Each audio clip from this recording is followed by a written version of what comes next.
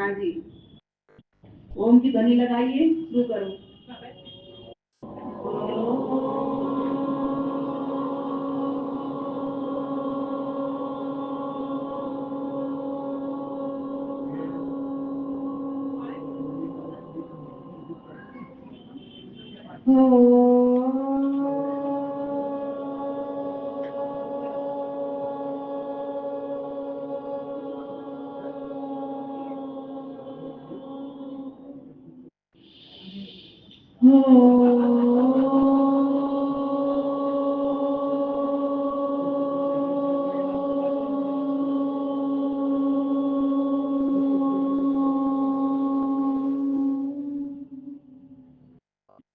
नमस्ते अस्तु आयते, नमोऽस्तु परायते, नमस्ते प्राणतिष्ठत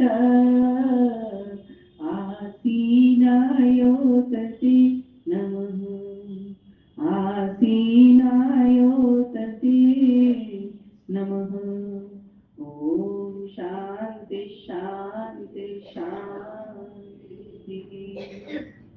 आर्य समाज गोविंदपुरी में 2 दिवसीय चल रहा लोहड़ी और मकर संक्रांति का पावन पर्व आप सभी ने कल भी बड़े अच्छे से यज्ञ करते हुए धूमधाम से मनाया, और आज भी आपने जो आपका अंतिम दिन द्वितीय दिन है वो भी आपने अच्छे प्रकार से मनाया यज्ञ करते हुए। और अब हम सभी प्रवचन की ओर बढ़ते हैं। भजन भी बहुत सुंदर प्रधान जी ने भी सुनाया, और गुप्ता जी ने तो बहुत बढ़िया सत्या प्रकाश, अनीता जी ने बहुत बढ़िया जीवनी में श्री आनंद की। और ये आर्य समाज की ताकत है कि हमको हर तरह का ज्ञान यहाँ पर आकर के मिलता है। तो सभी मेरे अधिकारी वर्ग जो यहाँ का आर्य समाज का है, प्रधान जी आदरणीय, आदरणीय मंत्री जी, आदरणीय कोषाध्यक्ष जी, स्त्री समाज से आदरणीय प्रधाना जी, आदरणीय मंत्री जी, आदरणीय कोषाध्यक्षा जी, एवं अमर कॉलोनी आर्य समाज से आई प्रधाना जी, मंत्री जी, कोषाध्यक्षा जी, एवं हमारी ग्रेटर कैलाश समाज से आई आदरणीय रेणु जी, और आप सभी जो समाज के सदस्य जन, भद्रजन, माताओं, बंधुओं, भाइयों, बहनों और प्यारे बच्चों, सभी को मैं अपना हार्दिक नमन, वंदन, अभिनंदन कहती हूँ। और आइए, आज का हमारा विषय था प्रभु प्राप्ति के सरल उपाय या साधन, जो भी कह सकते हैं। ये बड़ा ही एक विषय गूढ़ है कि हम सभी ये जानना चाहते हैं कि प्रभु की प्राप्ति कैसे हो। क्योंकि हम किसी से भी बात करते हैं तो जी हमें तो प्रभु अभी नहीं मिला, नहीं मिला, नहीं मिला। और कुछ बाबाओं के पास जाते हैं तो कहते हैं कि हाँ प्रभु तो मिला ही हुआ है। बहुत जल्दी 1 मिनट के भीतर वो दर्शन भी करा देते हैं, ऐसा आपने देखा होगा। आप बुद्धि से विचार कीजिए, क्या 1 मिनट में दर्शन भगवान का हो जाएगा? दर्शन तो 1 मिनट में ही हो जाएगा प्रधान जी। क्या वो 1 मिनट में करा देंगे? वो 1 मिनट में हमें दर्शन नहीं करा सकते। क्यों नहीं करा सकते? आप एक मिठाई की भी आपकी इच्छा है तो किसी हलवाई की दुकान पर पहले जाते हो ना, फिर उससे बोलते हो कि मुझे मिठाई दे दो, फिर वो तोलता है, और अगर भीड़ लगी हो तो और भी समय लग जाता है।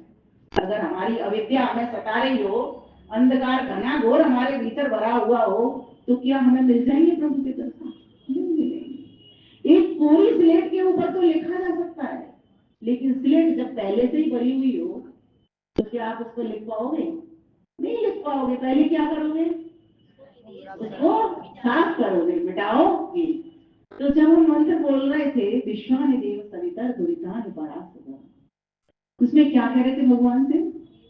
हे संपूर्ण संसार के सविता देव, सविता वही सर्वस्व प्रसविता, अर्थात इस संसार को उत्पन्न करने वाले परम पिता परमेश्वर, और साथ ही साथ इस संसार को प्रकाशित करने वाले परमेश्वर, हम आपके पास आकर के आपसे क्या मांगते हैं कि हमारी समस्त बुराइयां, कष्ट, क्लेश, दुख समाप्त हो जाए, और जितने भी भक्त हैं वे सब हमारे भीतर आ जाए। प्रधान जी ने अभी जो भजन सुनाया, मुझे लगता है आज के मेरे प्रवचन का वही सार था।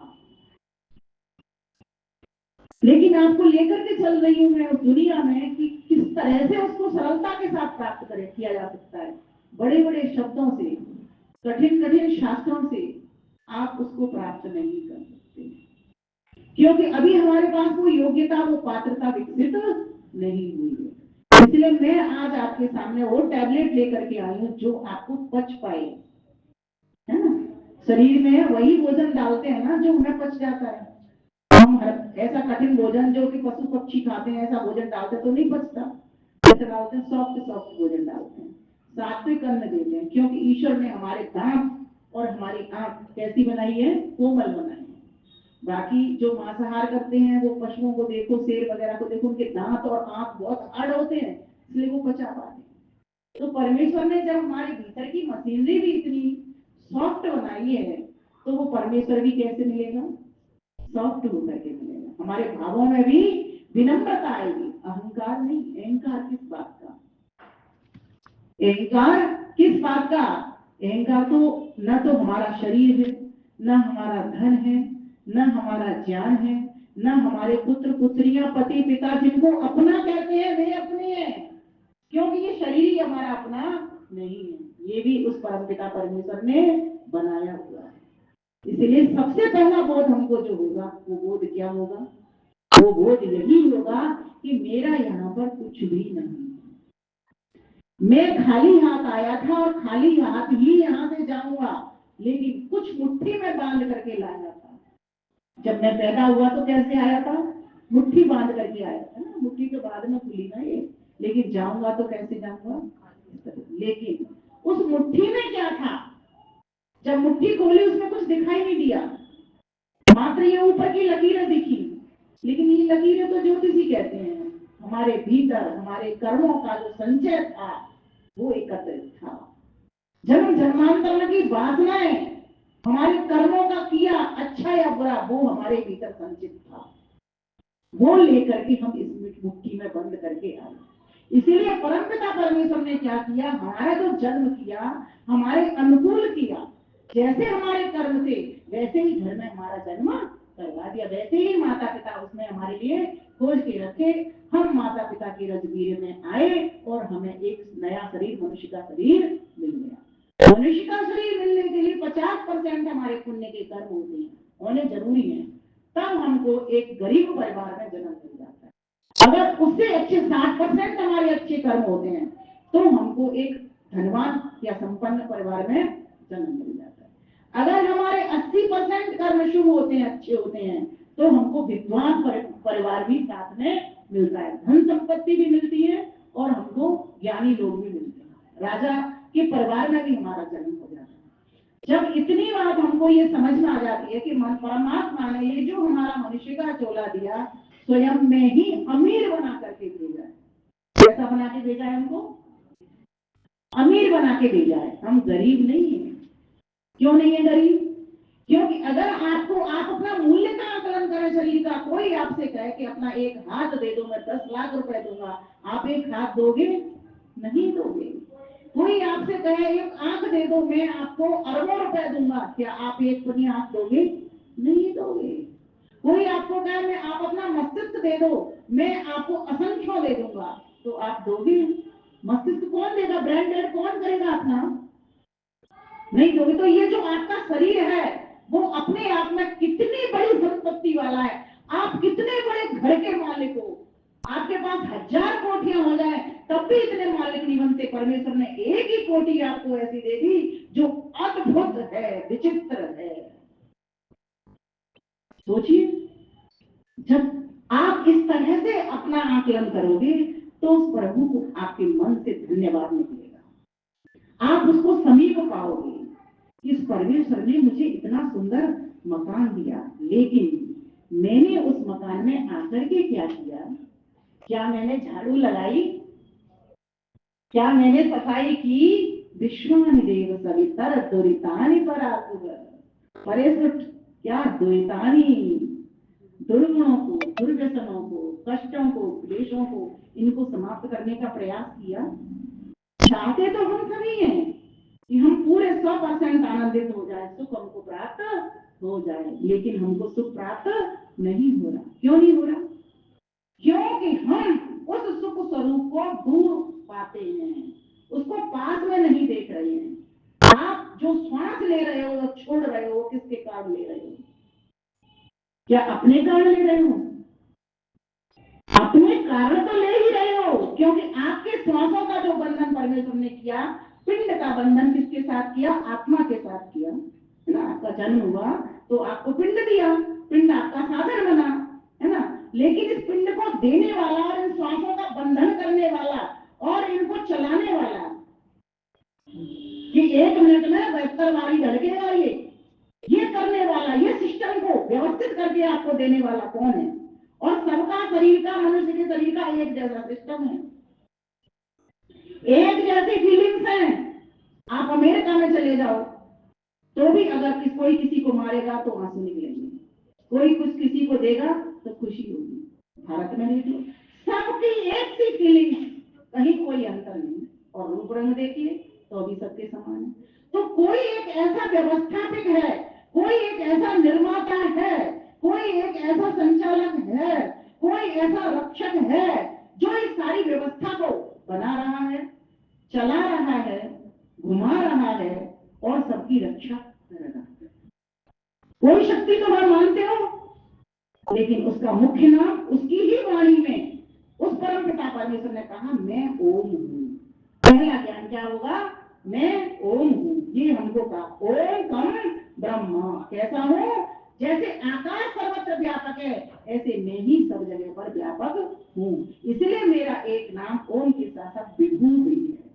विभु का अर्थ भी व्यापक होता है, विष्णु का अर्थ भी व्यापक होता है, आपह का अर्थ भी व्यापक होता है। जब आप सत्यात प्रकाश खोलोगे, उसके प्रथम समोल्लास में ही आपके यहाँ ये चलता है।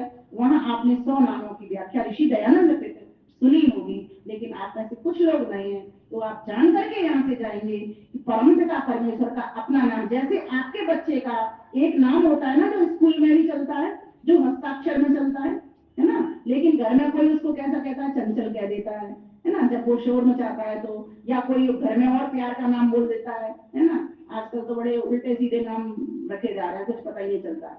लेकिन फिर भी शिक्षित परिवारों में वैदिक नामों की प्राथमिकता रहती है, वो अपने बच्चों के बहुत अच्छे नाम रख रहे हैं। तो हमें अपने नामकरण पर भी बच्चों का ध्यान रखना चाहिए, जिससे घर का वाइब्रेशन, क्योंकि बच्चे फुलवारी के क्या होते हैं? फूल होते हैं, उनसे हमारा वाइब्रेशन कैसा होता है? वातावरण अच्छा होता है। तो नामों पर भी हम फोकस करते चले। तो परम पिता परमेश्वर का नाम क्या है? ओम। और उसका नाम ओम क्यों है? ये भी मन में सवाल आता है, क्योंकि ओम के भीतर 3 शक्तियां हैं। कौन कौन सी? एक तो ब्रह्मा शक्ति है, एक विष्णु शक्ति है, एक महेश शक्ति है। ब्रह्मा, विष्णु और महेश, ये तीनों एक ओम नाम में आ जाते हैं।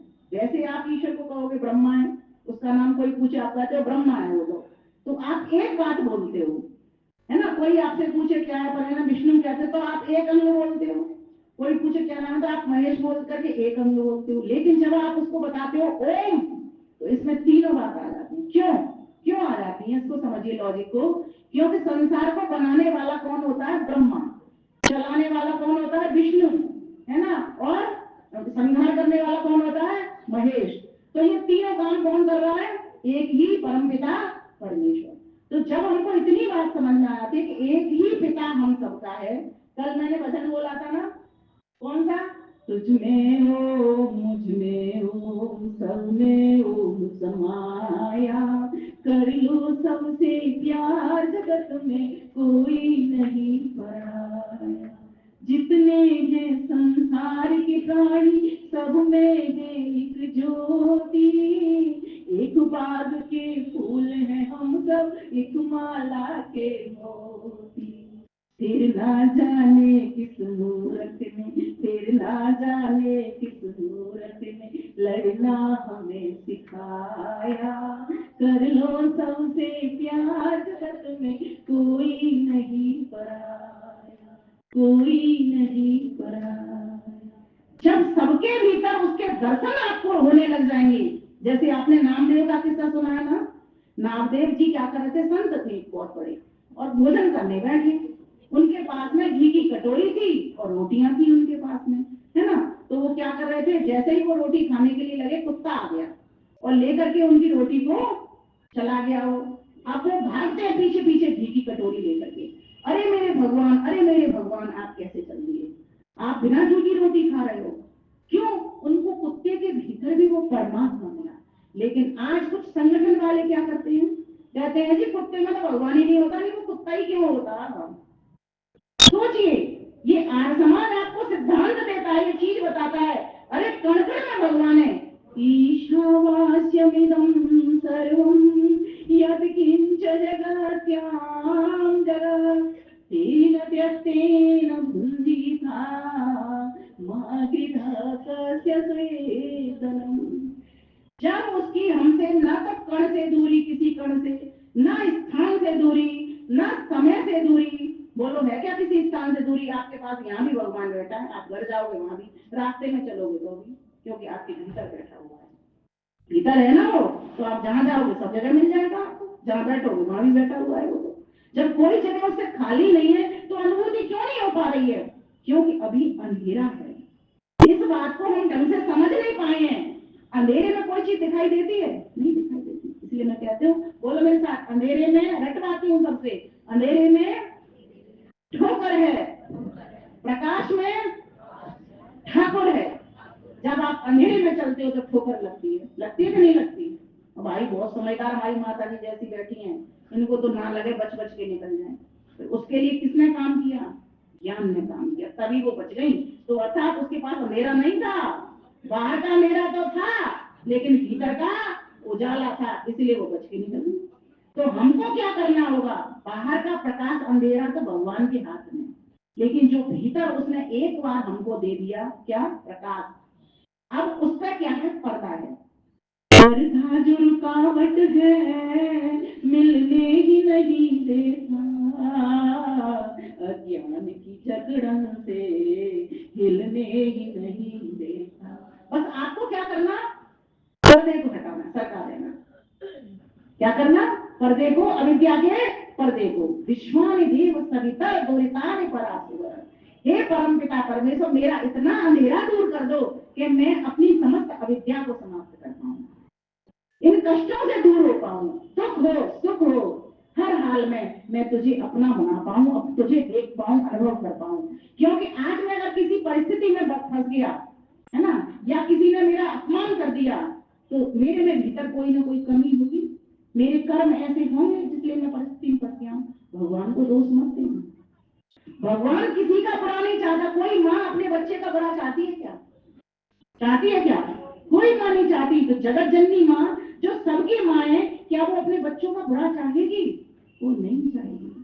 भगवान को प्राप्त करने के लिए सबसे सरल उपाय यही हो सकता है, उसको चारों ओर देखिए और विपरीत परिस्थितियों में अपना कर्म देखिए कि मेरा कर्म का परमेश्वर तो कैसा है, न्यायकारी है, वो तो न्याय करता है। इसलिए मैं सबको कहती हूँ, आर्य समाज का दूसरा नियम, रट करके रखिए, और सिर्फ रट करके मत रखिए तोता की तरह, उसका ध्यान करना प्रारंभ कीजिए। जब आप सुबह शाम संध्या करते हो, संध्या के समय या नहीं करते हो, तो भी आर्य समाज का दूसरा नियम इस ध्यान के साथ करना कि उसमें जो गुण कर्म स्वभाव परमेश्वर के लिखे हुए हैं, वे गुण कर्म स्वभाव परमेश्वर मेरे भीतर भी आ जाए। जैसे कहा था ना, धर्म कर्म की आट लगा ले, पूरा पूरा तौल रही। जब तुम पूरा पूरा तौलोगे तब समझ लेना भगवान तुम्हारे पास है। इतनी शुचिता होनी चाहिए। निर्मल मन जन सोए मोए पावा, मोए कपट छिल छिद्र न भावा, मोए कपट छल छिद्र न भावा। इतनी मेरे भीतर शुचिता आनी चाहिए तो समझो प्रभु मिला ही हुआ है। स्वच्छता होगी, शुद्धता होगी, दिव्यता होगी, पवित्रता होगी, तो मुझसे दूर कहाँ है? स्पष्ट दिखाई देगा ना। देखो एक आपको दायरा देती हूँ इसका। एक शीशा है, शीशे के ऊपर गंदगी लगी हुई है, चेहरा दिखेगा? नहीं दिखेगा। अच्छा शीशा चटक गया तो कितने मुंह दिखेंगे? तो भी साफ नहीं दिखेगा। अच्छा शीशे के ऊपर कर्टेन लगा है तो दिखेगा? तो भी नहीं दिखेगा ना। कहीं से टूटा फूटा है तो भी चेहरा नहीं दिखेगा, गंदगी लगी है तो भी नहीं दिखेगा, और पर्दा लगा है तो भी नहीं दिखेगा। अब कब दिखेगा? पर्दा हटा देंगे, गंदगी मिटा देंगे, और टूटे फूटे को हटा करके अच्छा एक जैसा शीशा वहां पर लगा देंगे। अब इसका शीशा तो भगवान के हाथ में, तो क्या करना होगा हमको? ये इसको सफाई करनी है, रगड़ रगड़ करके, जिससे कोई इसको ब्रेक ना कर पाए, तोड़ ना पाए इस शीशे को। और तोड़ता कोई बाहर का नहीं है, हम स्वयं इसको तोड़ लेते हैं। किसके कारण? द्वेषों के कारण। हमारे भीतर दो चीजें हैं, महर्षि पतंजलि कहते हैं योग दर्शन में, राग भी है हमारे पास और द्वेष भी है।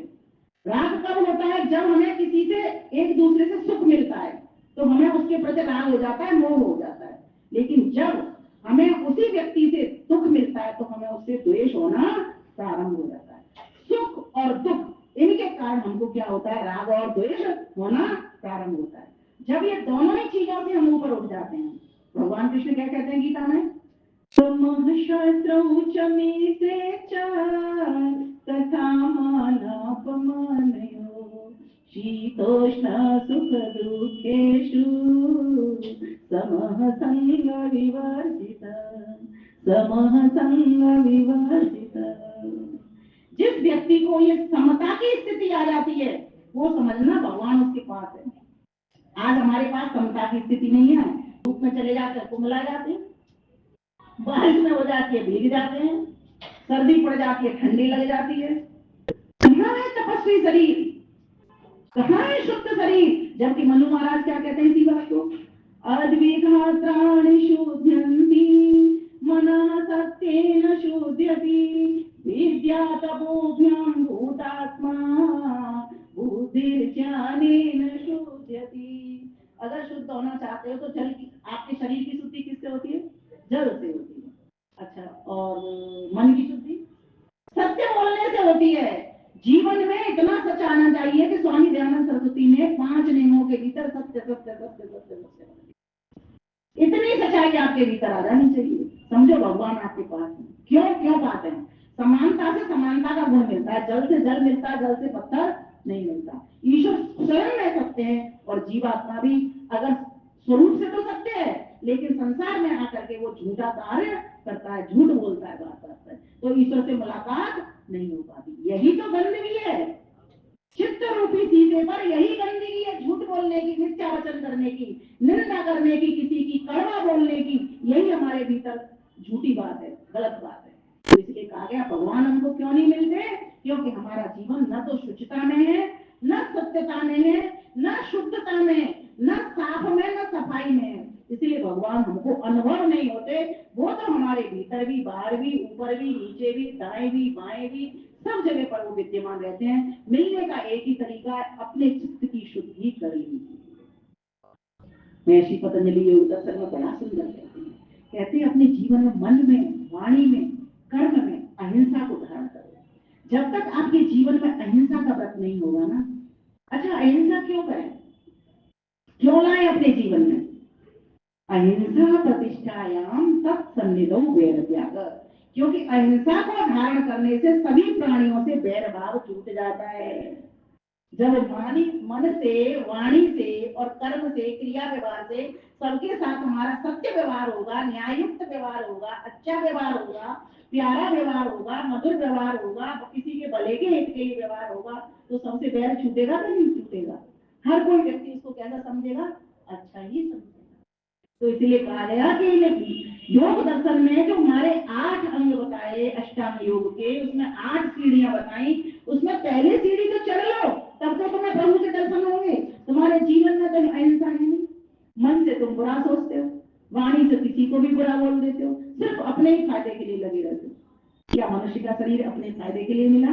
क्या अपने ही 4 कार्य करने के लिए मिला कि मैं भोजन करूं, सो लूं, उठ लूं, जग लूं, बच्चे पैदा कर लूं? क्या इसके लिए मिला? इस कार्य के लिए तो भोग योनियां बहुत है, पशु पक्षी की योनियां। अच्छा उनकी देखिए, वो तो भोग योनि में इसलिए कि परमेश्वर ने उनको उस तरह का बंधन किया, ठीक है, उनके कर्मानुसार। लेकिन मनुष्य को तो मन बुद्धि की ताकत दे दी, तो मनुष्य का क्या कर्तव्य बनता है? इन मन बुद्धि की इंद्रियों को प्राप्त करके शिव संकल्प से भर जाए, वो बुद्धि से सही निर्णय ले, सही दिशा में जाने का निर्णय ले, तब जाकर के आप परमात्मा को अनुभव कर पाएंगे, अन्यथा परमात्मा आपके अनुभव में आने वाला नहीं है। इसलिए पहले क्या काम करना होगा? विश्वानि दुरितानि, अर्थात परमेश्वर मेरे समस्त दुरितों को, दुर्गुण, दुर्व्यसन, व्यसन आ गए हैं, पीने के, खाने के, उल्टे सीधे कर्म करने के, जुआ खेलने के, नशा करने के, ये सब व्यसन ही तो है हमारे। इन बुराइयों से प्रभु हमें दूर करना। वो तो करता है, बार बार कहता है मां हिंसी, हिंसा मत करो, मां अंडा, अंडा मत खाओ, कौन सुनता है इसकी बात? अक्षय मत, जुआ मत खेलो, ये अंग्रेजी बनाए करके, ईश्वर नहीं हमको, लेकिन हम उसकी बात को नहीं सुन रहे, इसीलिए वो अभी हमारी नहीं सुन रहा। भाई जब मैं तुम्हारी सुनूंगी तब तो तुम मेरी सुनोगी। जब माँ की बेटा सुनेगा तो बेटा की माँ सुनेगी, लेकिन माँ तो फिर भी उदार है, दया निधान है, फिर भी वो बेटे की सुनती है। लेकिन बेटा अगर गलत काम करता है तो बेटे को थप्पड़ जरूर लगाती है कि नहीं लगाती है। ये जो हमें दंड मिलते हैं, ये किसी तरीके का हमारा किया हुआ ही कर्म है जो हमको दंड दिलवाता है। भगवान की कोई गलती इसमें नहीं है। इसलिए प्यारे भाइयों बहनों, अगर तुम ईश्वर को प्राप्त करना चाहते हो तो सबसे पहला क्या कार्य है? सत्संग में आना प्रारंभ करो। यज्ञों में, हवनों में अपने परिवार परिवार के सहित अपने मित्रों को, रिश्तेदारों को फोन करके जाना प्रारंभ करो। आप कहोगे हम तो कहते हैं कि कोई आता नहीं, ये सभी के साथ समस्या है। एक बार नहीं, आपके बच्चे से आपको काम अपना कराना होता है तो कितनी बार कहते हो बताओ, बेटा मुझे ये चीज ला दे, बेटा मुझे ये चीज ला दे। आप ऐसे क्यों नहीं समझ लेते ये पड़ोसी भी तो मेरा ही है। ध्यान रखना, पड़ोसी से बहुत अच्छा व्यवहार बना करके रखना। कल को ये पूछने के लिए आएंगे ना, कौन बेटे वाले या बेटी वाले कि तुम्हारा पड़ोसी कैसा है, तो वही गलत बता देंगे, इसलिए उनसे व्यवहार कभी मत बिगाड़ना। वही लगाने वाले हैं, वही बुझाने वाले हैं, समझ लेना। इसलिए सबसे अच्छा व्यवहार बना करके रखना। एक जोड़ा व्यंग्य करती जाती मेरी आदत है। इसलिए प्रभु को जब प्राप्त करना चाहते हो तो उसके लिए आप अपने इस पिंड को देखो और इस मन को, बुद्धि को इतना अच्छा पवित्र बना लो, साफ बना लो कि आपको प्रभु नजर आए। लेकिन बनेगा कैसे? अब इसके से चलते हैं। तभी बनेगा जब हम सत्संग में आएंगे, सत्य का संग करेंगे। देखो ये सत्संग क्या है, इसको समझो। सत्य का संग, सत्य शास्त्रों का संग सत्संग होता है। अर्थात जैसे आपने कोई धार्मिक पुस्तक पढ़ी, सच्ची पुस्तक पढ़ी, वेदानुकूल पुस्तक पढ़ी, ऋषियों कृत ग्रंथ पढ़े आपने, है ना। घर घर में रामायण पहले पढ़ी जाती थी, पढ़ा करो। जीवन जीना आता है, व्यवहार करना आता है, एक अच्छा व्यवहार। राम जी रोज वेद पाठ करते थे, क्या आपको पता है? राम जी रोज संध्या करते थे, क्या आपको पता है? राम जी रोज यज्ञ करते थे, क्या आपको पता है? अगर आप चाहते हो अपने घर को रामायण बनाना तो आप नित्य व्रत राम जी की बात मान लो। आज हम राम जी की बात नहीं मानते, राम जी को तो मानते हैं, कहते हैं हम राम जी को मानते हैं। क्या खाक मानते हो तुम जब राम जी की बात नहीं मानते? तो राम जी को मानने का मतलब है राम जी जो करते थे, तो इसका मतलब सत्संग में उन्होंने बताया सत्संग कैसे किया। आपको ये बात बताती हूँ। जब वो वनवास को चले गए तो वहां पर तो बहुत सारे लोग राक्षस प्रवृत्ति के थे, तो वो क्या करते थे? ऋषियों के आश्रम में जाते थे, वहां पर वो सत्संग करते थे, उनसे वो शिक्षा लेते थे, विद्या लेते थे, ज्ञान लेते थे, पता लगाते थे कहाँ कहाँ असुर रहते हैं, कहाँ कहाँ राक्षस रहते हैं, और कौन इस देश के शुभ चिंतक है, साधु सन्यासी है, और कौन इसके अशुभ चिंतक है। ये बात का पता लगा और उनको कैसे खत्म किया जा सकता है जो दुष्ट प्रवृत्ति के लोग हैं, और जो धर्मात्मा लोग हैं उनकी कैसे रक्षा की जा सकती है। ये चीज का ज्ञान कहाँ लेते थे? दिशाओं का ज्ञान लेते थे, विद्या का ज्ञान लेते थे ऋषियों के आश्रम में जाकर। तो क्या करते थे? वहां भी वो सत्संग करते थे। तो क्या हमारा कर्तव्य नहीं बनता, जो हमसे अधिक ज्ञान वाले हैं, ज्ञान वाले लोग हैं, हम उनके पास जाएं, विनम्रता के साथ उनसे प्रश्न करें, है ना, प्रश्न का समाधान पाए, नहीं मिलता तो आगे बढ़े और आगे बढ़े, लेकिन अपने प्रश्न उठाएं। जब तक आपके मन के भीतर, वेदांत दर्शन में कहा गया अथा तो ब्रह्म जिज्ञासा, जब तक ब्रह्म को जानने की इच्छा आपके भीतर नहीं आएगी तब तक आप ब्रह्म को नहीं जान सकते। पहले तो इच्छा जागती है ना मन में कि मैं सोना लाऊं, अभी तो सोना कोई ला ही नहीं सकता, भाई इतना महंगा हो गया। पहले मन में इच्छा आती है ना कि मैं अंगूठी लाऊं, कुछ लाऊं, फिर क्या करते हो? पुरुषार्थ करते हो, जाते हो सोने की दुकान पे। अगर ब्रह्म को पाने की इच्छा है तो हमें पहले क्या करना पड़ेगा? ब्रह्म के बताए नियमों पर, आज्ञाओं पर चलना पड़ेगा। उसकी पहली आवाज जो हृदय से आती है ना, वो उसी की आती है। पहला अलार्म जो बजता है वो उसी की ओर से बजता है। आपके बाल सफेद होने लग गए, समझो उसने घंटी दे दी। आपके दांत टूटने लग गए, घंटी दे दी, है ना। आपकी कमर टेढ़ी होने लग गई, घंटी दे दी। आपके पैर दुखने लग गए, घंटी दे दी। वो अलार्म बजा रहा है शरीर के बैठे बैठे कि भाई अब 40 के हो गए, 40 के बाद सारी बीमारियां तुमको लगने वाली हैं। इसलिए अभी से आ जाओ प्राणायाम का योग को। ये कौन अलार्म दे रहा है? इस बात को समझने के लिए आपको ये अनुभव करना पड़ेगा कि कोई हो शक्ति है जिसका नाम ओम है। यही प्रभु प्राप्ति का सबसे सरल साधन है। सबकी कौन सुनी करते चले जा रहे हो? क्यों कर रहे हो जी? जिसने इतने सुंदर नयन बनाए गए, कोई बना सकता है ऐसी पलकों की बिन्नी? कोई बना सकता है ये हीरे?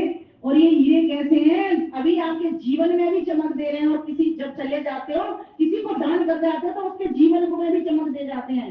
और एक एक इस कॉर्निया से चार चार लोगों को लग जाती है ये कॉर्निया, 4 लोगों को जीवन दान मिल जाता है इससे।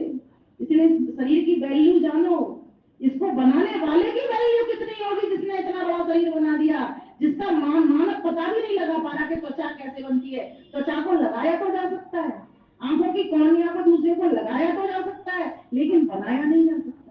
रक्त को चढ़ाया तो जा सकता है, लेकिन रक्त किसी को बना नहीं सकते हम, जबकि साफ साफ दिख रहा है। हर चीज को साइंटिस्ट बना रहे हैं, लाल रंग बना रहे हैं, लेकिन रक्त नहीं बन रहा। कितनी बड़ी बात है। तो कहा आइए स्वरचित गीत की ओर। मैं घड़ी भी मेरे सामने चल जाती, बात है बहुत है बताने की। हे भगवान खिलौना कैसा, हे भगवान खिलौना कैसा, तूने अजब बनाया हीर, तूने अजब बनाया हीर, बिना बटन के चले अनवर। कहीं बटन लगी है क्या? पेशाब लग रहा हो तो बटन दबा देंगे तो चले जाएंगे आप, मन से चल जाता है ना। भूख लग रही है तो कोई बटन दबा देंगे भीतर की, कोई बटन लगी है क्या? कोई बटन नहीं लगी। बिना बटन के चले अनवर, अचरज होता देख शरीर, अचरज होता देख शरीर। नहीं किसी ने करी सिफारिश, बोलो, नहीं किसी ने करी सिफारिश, फिर भी पाई स्वस्थ सुरे, फिर भी पाई स्वस्थ सुरे। सिर से लेकर पैर तिलक में वही प्रवाहित रक्त प्रमेय, सिर से लेकर पैर तलक में वही प्रवाहित रक्त प्रमेय। प्राणों का कैसे कर वंदन, प्राणों का कैसे कर वंदन, अंदर कैसे भरा समीर, अंदर कैसे भरा समीर। अरे ब्रह्मांड में जो वायु थी उसको अंदर पिंड में कैसे पकड़ा, सोच के देखो। कोई पकड़ सकता है? अगर पकड़ सकता कोई डॉक्टर, इंजीनियर, वैज्ञानिक, तो कभी कोई आदमी मरता नहीं, फटाफट सांस जाती और उसको पकड़ करके वापस कर देता। उसी की सांस को अभी थोड़ी कहीं बची है, उसको तो बढ़ा सकता है, लेकिन जो निकल गई फिर उसके बाद उसको चढ़ा नहीं सकता। हे भगवान खिलौना तूने कैसा जब बनाया ही, कैसा जब बनाया ही, बिना बटन के चले अनवर, अचरज होता देख शरीर, अचरज होता देख शरीर। नहीं जानती यंत्र कौन सा, जिससे हृदय धड़कता रोज, जिससे हृदय धड़कता रोज। दिल दिया तो जा सकता है, लेकिन दिल बनाया नहीं जा सकता। नहीं जानती यंत्र कौन सा, जिससे हृदय धड़कता रोज, मेगा पिक्सल बहु हजार के चक्षु कैमरे करते हो। कितने मेगा पिक्सल को आप सुन सकते हो, कितनी दूर तक की आवाज को सुन सकते हो, कितने बड़े आपके कैमरे लगे हुए हैं आंखों के सामने, कितनी दूर तक की आप रोशनी को कैच कर सकते हो। कोई बना सकता है इन कैमरों को? सीसीटीवी कैमरे हमने बना लिए, लेकिन उनकी एक लिमिट है, लेकिन इस कैमरे की ये काफी दूर तक देख सकता है अगर आंखें स्वस्थ होती है। सोचो। तो कहा मेगा पिक्सल बहु हजार के चक्षु कैमरे करते को, जिह्वा का तो कहना ही क्या, जिह्वा का तो कहना ही क्या, स्वाद हजारों लेती थी, स्वाद हजारों लेती थी, बिना बटन के चले अनवरत, अचरज होता देख शरीर, अचरज होता देख शरीर। यहीं तक नहीं रुके, त्वचा लगाए सेंसर ऐसे, प्रधान जी त्वचा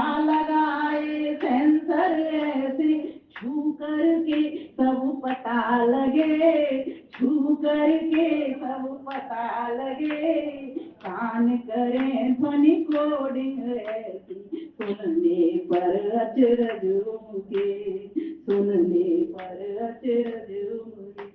जल से तन यह भरा हुआ है, जल से तन यह भरा हुआ है, छिद्र अनेक न निकले नीर, छिद्र अनेक न निकले नीर, बिना बटन के चले अनवरत अचरज होता देख शरीर। इतने सारे छेद भी हैं, लेकिन बिना मतलब के निकलता ही नहीं कहीं से पानी।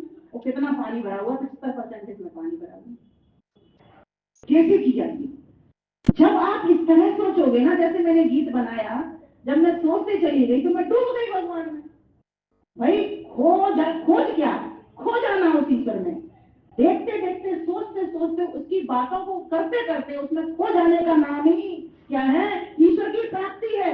ये ईश्वर की प्राप्ति ही तो है। मैं इस तरह से सोचते सोचते सोचते सोचते उसमें डूब गई और मुझे कुछ पता नहीं बाहर क्या हो रहा है, भीतर की दुनिया में प्रवेश कर गई। तो मैंने कहा, जल से तन यह भरा हुआ है, छिद्र अनेक न निकले नीर, बिना बटन के चले अनवरत अचरज होता देख शरीर। और महत्वपूर्ण बात है, लेता नहीं सहारा कोई, सीधा खड़े रहे दिन रात, कभी न घिसते तलवे पर के, कैसे टायर है प्रणिमा। ये शरीर आपका सीधा खड़ा हो जाता है। कोई खड़ा करता है इसको? कैसा सिस्टम लगाया? आप खड़े हो जाते हो ना, बैठ जाते हो, खड़े हो जाते हो, पीटी करने लग जाते हो, कुछ काम हाथ उठा लेते हो, कहीं की कोई बटन दबानी पड़ती है, कहीं कुछ नहीं करना पड़ता, सारा सिस्टम हो जाता है अपने आप। कैसे हो रहा है? सोचो। यही वो ईश्वर है जो कर रहा है, वो शक्ति है जिसकी बारंबार हम कह रहे हैं आपको प्राप्त है वो ईश्वर, लेकिन इस तरह रूप में आप उसको नहीं ला रहे हो।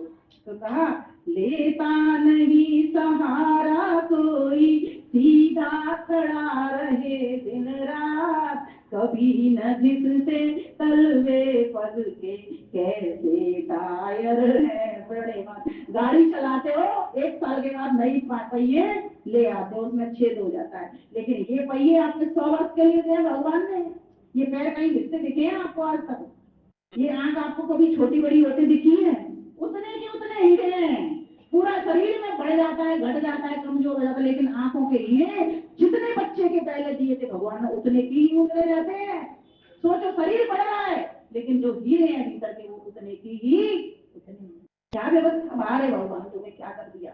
तो कहा, तुम ही वो निर्माता इसके, संचालक भी तुम ही भी, संचालक भी तुम ही भी, बिना बटन के चले अनवरत अचरज होता देख शरीर, अचरज होता। आप देखो कितनी महत्वपूर्ण बात आ रही है। मन बुद्धि, जिससे ये सारे काम होते हैं, मन बुद्धि का जोड़ कहाँ पर। ऋषि दयानंद ने देखा कि उन्होंने एक पुस्तक पढ़ी थी कि अष्ट चक्र होते हैं, तो उन्होंने कहा देखो तो सही कैसे होते हैं। तो उन्होंने क्या किया, एक नदी में एक लाश देखी, शव देखा, छलांग लगा दी, लेकर के उसको आए। इतनी भारी लाश, बल्कि उन्होंने योग करते थे, प्राणायाम करते थे और ईश्वर पर विश्वास करते थे, लेकर के आए, लिटाया जमीन पर और उसकी चीर फाड़ शुरू कर दी। कि देखो तो सही जो मैं पढ़ रहा हूँ इस पुस्तक के भीतर कि कहाँ पर ये अष्ट चक्र होते हैं। कहते हैं उन्होंने खोला, कितना बड़े सर्जन रहे ऋषि दयानंद। सोचिए, जब ज्ञान आ जाता है ना, तो हर तरह की योग्यता उसके पास आ जाती है, स्वास्थ्य में डॉक्टर भी बना देता है। तो उन्होंने उसको खोला, कहीं भी उनको चक्कर दिखाई नहीं दी। उन्होंने वैसे की वैसे उसको बंद किया, कपड़े में लपेटा और वापस उसको अपने पूरे बल के साथ में नदी में प्रवाहित कर दिया। तो उनको बोध हो गया था, नहीं तो जड़ शरीर है, अब इसका में कोई नुकसान नहीं कर रहा, कुछ भला नहीं कर रहा। उन्होंने उसी तरह से उसको पानी में डाल दिया। ये चक्र कहाँ है और होते हैं कहाँ रहते हैं ये चक्र? देखो सुनो, मन बुद्धि का जोड़ कहाँ पर, समझ न पाई इसका राज, समझ न पाई इसका राज, घर बैठे ही सैर कराए, जागृत स्वप्न सभी में काज, जागृत स्वप्न सभी में काज। मन आपका 1 मिनट में अमेरिका पहुंच जाता है। मदान जी, मन आपका 1 मिनट में अमेरिका पहुंच गया, बच्चों के पास घूम घाम करके फिर वापस यहीं आ गया, और जब सो जाते हैं वहां भी नहीं रुक रहा है। आखिर क्या चीजें है जो नहीं रुक रही है? तो वहां भी वो एक कहानी बना करके चल पड़ता है, कोई ना कोई कहानी। फिर सुबह उठ करके आप कहते हैं आज मैंने सपने में ये देखा। सपने में वही बात आती है, ध्यान देना, जो बातें आपने जीवन में करी होती हैं वही बातें नहीं होती, लेकिन उनको हम भूल चुके होते हैं। क्योंकि चित्त के पास वो भंडार बड़ा पड़ा रहता है, तो वो छोटे छोटे टुकड़ों को लेकर के पूरी कहानी जोड़ करके मन आपको स्वप्न के रूप में दिखा देता है, और आप सुबह उठ करके बच्चों को बताते हो। कई स्वप्न तो ऐसे होते हैं हम भूल जाते हो, लेकिन कई स्वप्न आपको याद रह जाते हैं, उनको आप अपने परिवारजनों के साथ शेयर करते हो, कितना आनंद आता है। कहाँ है, कौन लगा रहा है, और ये कैसे हो पा रहा है ये स्वप्न का, कि रात में सो गई, इंद्रियां सारी सो गई और सपना देख रहा है व्यक्ति। जगने पर तो मान लेते हैं कि आंखें खुली हैं, आदमी कार्यरत हो रहा है, लेकिन सोने पर भी वो चैन से नहीं लग रहा। ऐसी क्या शक्ति प्रभु ने डाली जो हमें स्वप्न भी करा देती है, उस कहानी को लेकर के हमें जाती है। घर बैठे ही सैर कराए, जागृत स्वप्न सभी में था। कभी मोक्ष में कभी बंध में, कभी मोक्ष में कभी बंध में, बंध मोक्ष भारत कश्मीर, बंध मोक्ष भारत कश्मीर, बिना बटन के चले अनवरत, अचरज होता देख शरीर। कभी आप बंधन में आ जाते हो जब अविद्या में पड़ते हो, तो आप बंधन में आते हो। बंधन का मतलब कभी आप मनुष्य में आते हो, कभी पशु में आते हो, कभी पक्षी, अनवरत आप चलते ही रहते हो, जन्म मृत्यु के बंधन में आ जाते हो। और मोक्ष, फिर आपको शरीर का जन्म नहीं होता, फिर आप सर्वदा आनंद में रहते हो। कब तक रहते हो? 36,000 बार दुनिया बने और 36,000 बार दुनिया बदले, तब तक इतने लंबी टिकट मोक्ष की हमको प्राप्त हो जाती है। और एक बार की दुनिया बनने का समय कितना है बताया जी? कितना समय? लगभग 4 अरब वर्ष, है ना, लगभग 4 अरब वर्ष। और फिर कितना ही समय बिगड़ने में, और ऐसा 36,000 बार हो रहा है। तो सोचिए, इतनी लंबी टिकट हमको मिल जाए तो कौन नहीं इन उपायों को करोगे, लेकिन समझ नहीं है, इसलिए हम ये प्रभुओं को प्राप्त करने का काम नहीं करते। परमात्मा में एक भी क्लेश नहीं है, न तो उसमें अविद्या है, न अस्मिता है, न राग है, न द्वेष है, न अभिनिवेश है, मृत्यु का भय है। ये सब किसको होते हैं?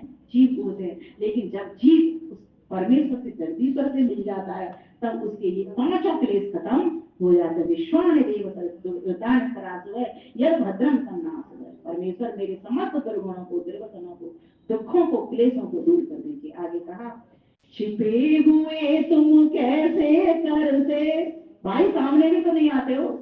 छुपे हुए, हम तो कोई काम करते हैं तो प्रकाश में करते हैं, सबके सामने करते हैं, तुम कैसे बना देते हो? तो कहा, छुपे हुए तुम कैसे करते, जग रचना बिन हाथ प्रकाश। हाथ भी नहीं है तुम्हारे पास, लाइट भी नहीं है, लाइट तो तुमने सूरज बाद में बनाया, तुम तो पहले से ही थे, तुमने कैसे कर लिया? तुम्हारे हाथ भी नहीं है। तुलसीदास जी ने भी तो लिखा है, बिनु पग चले सुनई बिनु काना, बिन कर कर्म करे बिघ्नाना। राम सिया राम, सिया राम, जय जय राम, राम राम, सिया राम, सिया राम, जय जय राम। कहा, छुपे हुए तुम कैसे करते, जग रचना बिन भात प्रकाश।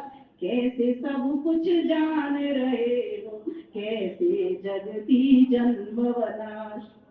कैसे जानते हो? कहाँ हो तुम? आखिर रहते कहाँ हो? कैसे संसार को बना? तुम्हारे तो हाथ ही नहीं है, और तुम्हारे पास कोई लाइट नहीं है। तुमने सूरज बिना लाइट के ही बनाया ना, सूरज से तो हम ले रहे हैं ना प्रकाश, सूरज से तो हम देख पा रहे हैं ना। तो तुमने ये करा तो करा कैसे? इस अचंभे में जब आप, इस रहस्य की दुनिया में जब आप पहुंच जाते हो, समझो आपको प्रभु के दर्शन होते हैं।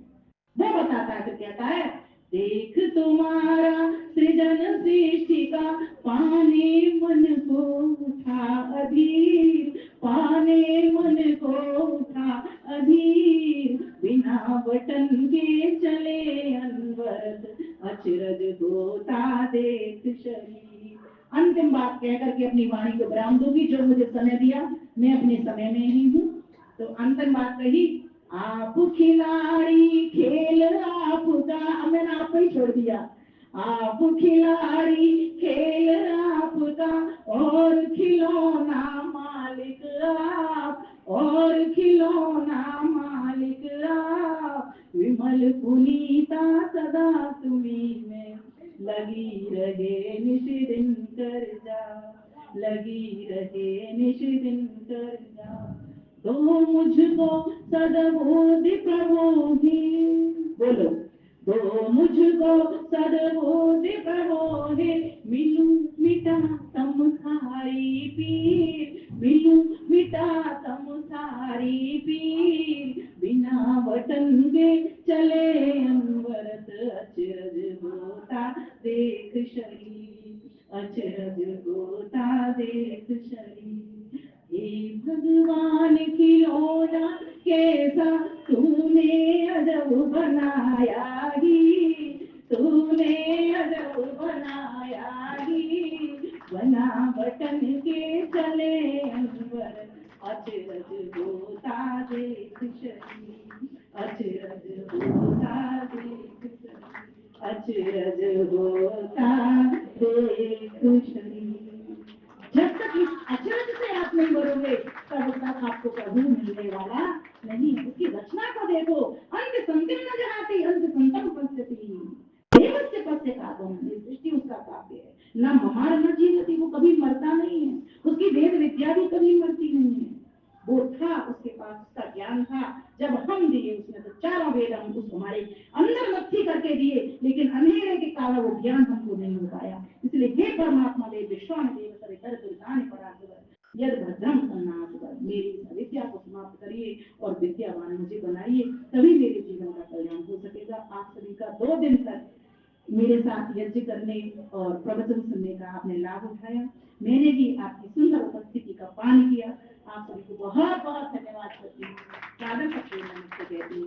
बोलिए भारत माता की जय, भारत माता की जय, भारत माता की जय। धन्यवाद।